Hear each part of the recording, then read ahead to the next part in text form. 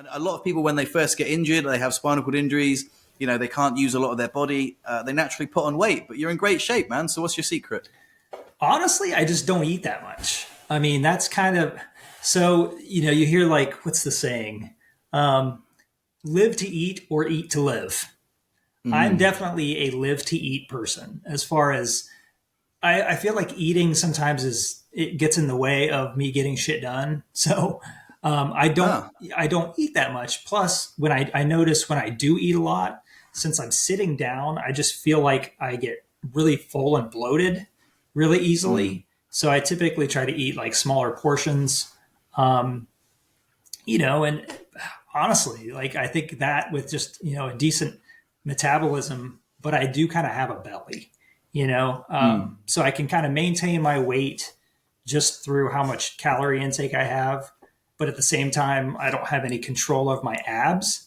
So that shit just hangs out, I feel like I always got a belly, Yeah, but I think that's to do with you not having ab control. Like if you, your abs don't hold your belly in, so it looks like it's big, but you're not fat.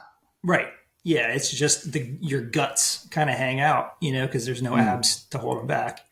When you said you wanted to ask me that question, I'm like, I don't really have a good, like, I used to, lift weights a lot before my daughter was born. I would go, 3 times a week to the gym, and there's a couple of videos that I'm like, I look back on, I'm like, damn, dude, you got some guns, and now I'm like, dad, I've got like the dad bod going on now, but. Yeah. Honestly, I mean, I'm still slim. I just have that belly. And then my daughter gives me shit. She says I have boobs. She's like, that's not very nice. Boobs. I'm like, well, they're my man boobs. Get off. Yeah. So I think you touched on something very powerful then when you said that you just eat less. And right. I think a lot of people with spinal cord injuries, well, from what I've heard, they what's the secret to staying slender?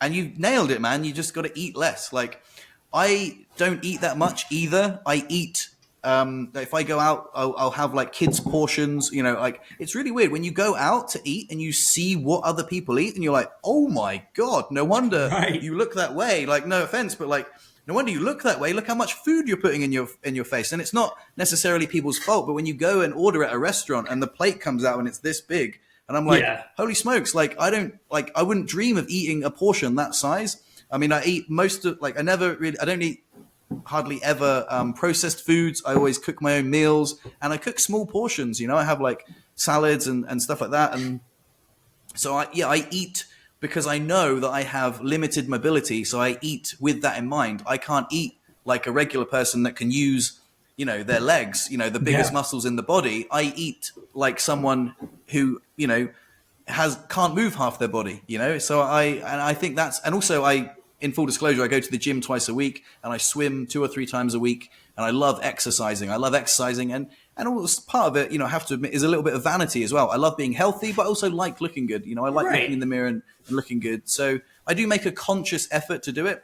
But I think diet outweighs exercise. Like they say, you can't out-exercise a bad diet. And I think that's really important, especially with a spinal cord injury. Yeah. And I enjoyed working out back, when I used to do it.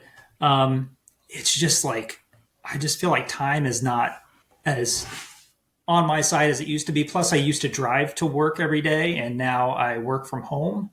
So it's like, I don't have the motivation to leave the house to go to the gym and then come back and work, like I feel like, part of that is laziness, but it hasn't been as convenient to work out as it used to be. But I'm constantly moving. That's one thing about me is I'm constantly doing something.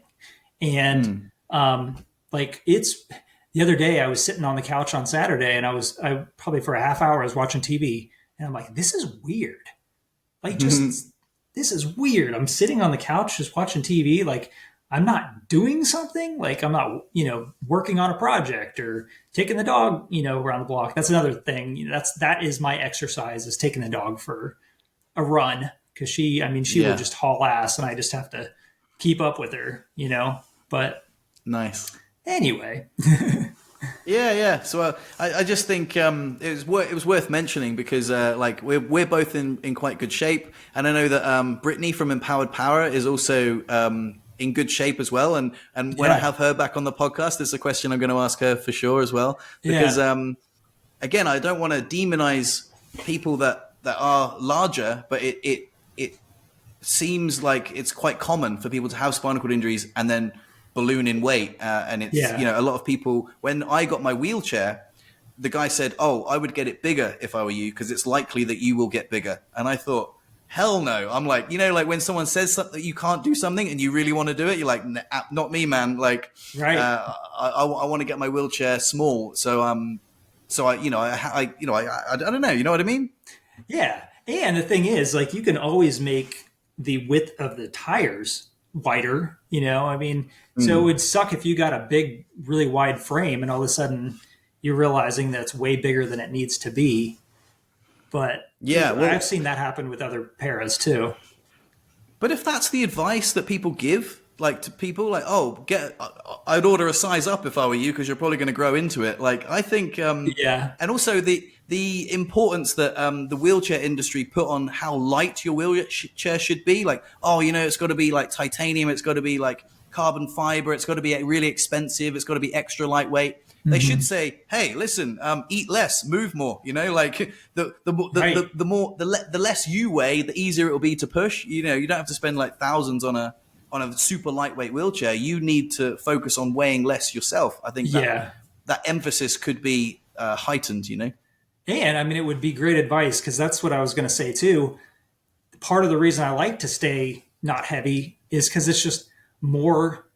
Being heavy is more body to move, as a paralyzed person. So it's going to, put more wear on my shoulders, that kind of thing. So I'm just like, I'm not like a muncherton anymore. I don't smoke weed like I did in high school and get the munchies or anything. So I just don't, I just eat, a little bit in the morning, a decent sized lunch. And then I'd say dinner is the meal that I eat the most, but I still I'm not pigging out. You know what I mean? If I go to a restaurant, I'm usually bringing half of it home, kind of thing. And then I got lunch the next day. Absolutely. The other thing that I like to do is intermittent fasting. So to stop eating at a certain time at night, and then to start eating. So basically, don't eat anything after 8 o'clock, and then the first meal of the day is at 12 o'clock. So for 16 hours of the day, you're fasted, and you have an 8-hour eating window. Very, very simple rule to stick to.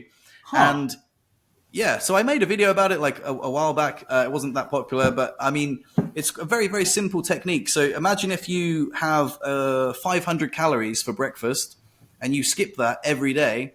Every 10 days, that's 5,000 calories that you're like taking out of your diet. So it's a very easy way to, I say easy. It's just a way to just to eat less, just skip one meal out of your day. So how often do you do that? Like, just skip a meal? Pretty much every day. Like I normally don't eat until midday most days. It's very, very rare I'll eat before midday most days. I'll go to the gym fasted, I'll go for a swim fasted.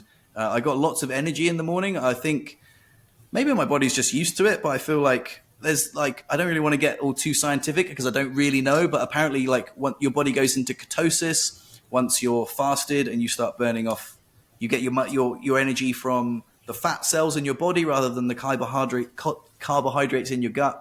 But again, I might be talking shit. I don't really know. It's just something I've read. So that's cool. Yeah. I don't really know how it works either, and everybody's got their own claim, but I'm on board with you. Just don't be a fatty and don't eat 1,000 calories per meal, and you're in pretty good shape. So yeah, exactly. There was a YouTuber I follow recently, and he was showing how hard it is to burn 5,000 calories compared to how quickly you can eat 5,000 calories.